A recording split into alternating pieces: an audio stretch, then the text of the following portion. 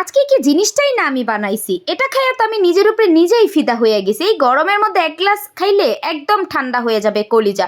তো এটা খাওয়ার জন্য অবশ্যই আগে রান্না করতে হবে, কারণ রান্না না করলে গরম লাগবে না, গরম না লাগলে এটা খাওয়া যাবে না। তো ফ্রিজটা খুলে ভাবতেছিলাম কি রান্না করব করব করব করতে করতে চাল কুমড়াটা নামাই নিলাম। তারপরে আবারও হচ্ছে সিন্দুকটা খুলে এবার কি মাছ দিয়ে চাল কুমড়াটা রান্না করা যায় খুঁজতে খুঁজতে পুরো ফ্রিজ ঘেটে টেটে দুইটা মাছ নামাইলাম। দেখছেন কি হইলো, একদম মানে কোনো কাজ করতে আইলে ভাঙচুর না হইয়া এটা হইতেই চায় না। তো আল্লাহ বাঁচাই দিছে, কিছু ভাঙচুর হয় নাই, কিন্তু মেজাজটা পুরো গরম হয়ে গেছে। মুন্ডাই চাইছে এই মাছগুলারে আশ্রয় একদম ভর্তা বানাই ফেলি। তো যাই হোক, মাছগুলারে ভিজা দিলাম, এবার নাস্তা বানাচ্ছি। ছেলের জন্য নাস্তা বানাচ্ছি, ছেলের কোচিং ছিল, কোচিং থেকে চলে আসছে। আর এই যে চাল কুমড়াটা অর্ধেক কেটে নিয়েছি, কারণ পুরোটা কোনোদিনই আমার বাসায় খাওয়া হবে না।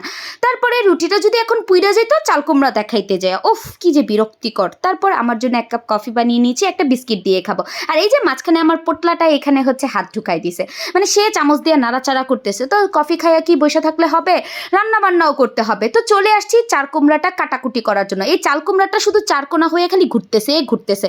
চপিং বোর্ডটা নিজে কিছু দেই নেই, যার কারণে এটা একদমই নড়াচড়া করতেছে। কেমনে কাটমো এটারে, কিভাবে কাটা যায়, এটাই ভাবতে ভাবতে প্রায় 10 মিনিট চলে গেছে। তারপর ভাবলাম যে না, চাক চাক করে কাইটা ফেলি। তো ঘেচেং ঘেচেং ঘেচেং ঘেচেং করে কাইটা ফেললাম। কাটাটা শেষ, এবার একটু ধুয়ে নেই, কারণ না ধুয়ে আবার খাওয়া যাবে না। এরপর পেঁয়াজ কাটার পালা, সবচেয়ে বড় কষ্টের কাজ।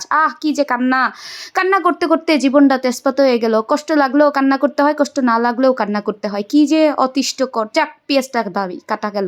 এরপর একটা টমেটো কাটবো, কয়েকটা কাঁচামরিচ কাটবো। তো এগুলো একটু ধুয়ে নেই ফার্স্টে। তো ধুয়ে টুয়ে এবার কাটার পালা। তো ফালি ফালি করে কাটতেছিলাম। এগুলা দিয়ে কি রান্না করব সেটাই ভাবছি। আমি তো ভুলেই গিয়েছি, আমার গতকালকেরও তরকারি রয়ে গেছে, শিং মাছ ভুনাটা। তো সেটাও একটু গরম করে নিলাম। এবার আমি মাখিয়ে ঝাঁকিয়ে তরকারিটা বসাবো। তো সবকিছু একদম ভালো মতো সব মশলা দিয়ে এবার মাখানো ঝাঁকানো মাখানো ঝাঁকানো। দেখছেন কি পরিমাণ মাছের ধুইছি, একদম ভর্তাই বানাই ফেলছি।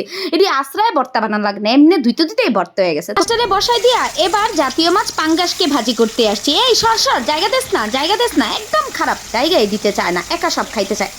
আজকে তো আমার বাসায় আবার ইতিহাস রটে গিয়েছে, আবারও মাছ আমার কড়াই থেকে উঠতে চাইতেছে না। কি যে যুদ্ধ করতে করতে না জানি কড়াইটাই পইরা যায়। অবশ্য বলবো সেটা আমি কি করেছি। তো এই তো মাছ ভাজার কড়াইতেই আমি পেঁয়াজ দিয়ে দিলাম। পেঁয়াজের পর কি দেওয়া লাগে কিছু একটা ভুইলা যাইতেছি।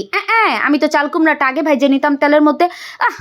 পেঁয়াজ দিয়ে দিছি, যাক সমস্যা নাই গা, সব একসাথে এখন ভাজা করতে হবে। এই ভাজাভাজির ফাঁকে আমি কি খাই করতে করতে এক গ্লাস তেঁতুলের শরবত বানাইছি। আল্লাহ, যে এই পরিমাণ টক, টকে তো আমার একদম চোখ মুখ বন্ধ হয়ে গেছে গা, এত টক। কিন্তু গরমের মধ্যে টক খেতে অনেক মজা লাগে, কি বলেন ঠিক না?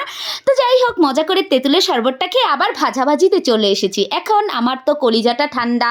এবার মশলাটা একদম ভালো মতো সব মশলা আমি একটা বাটির মধ্যে গুলে নিয়েছি, যাতে একটু দিতে সুবিধা হয়। এরপর মশলাতে একটু নাড়াচাড়া করতে করতে এবার বাকি মশলার ধোয়া পানিটাও তো দিতে হবে। বাটির মধ্যে মশলা অর্ধেক লাগিয়ে আছে না, অপচয় করব কেন। তারপর এই যে আমার ইতিহাস রটানো মাছগুলা দিয়ে দিলাম। দেখছেন কি সুন্দর, মাছগুলা একদম থ্যাব্রো হয়ে গিয়েছে, ব্যাপার না। চাল কুমড়া দিয়ে একটু সাজায় গুছাই দিলাম। সাজায় গুছাই দিলে বুঝাই যাবে না এই মাছগুলা যে ভেঙে গিয়েছিল। এই গুতা দিয়ে দেখলাম চাল কুমড়া সিদ্ধ হয়েছে। আরে হ্যাঁ, গইলা গেছে, সিদ্ধ হয়েছে মানে। তো এখন একটু ধনিয়া পাতা দিয়ে সুন্দর করে সাজিয়ে গুছিয়ে তরকারিটা নামিয়ে নিই, কি বলেন? দেখছেন বাইরে কি রোদ, রোদ্রে তো একদম চমলক্ষ করতেছে সব। ওই যে দেখছেন এরা কে এত রোদ্রের মধ্যে তারা কিভাবে কাজ করে, সেটাই আমি রান্না করতেছি আর ভাবতেছি। কিন্তু আমার তো এত ভাইবা চিন্তা লাভ নেই, আমার রান্না শেষ, টাটা বাই বাই, আমি গরম থেকে মুক্তি পাই।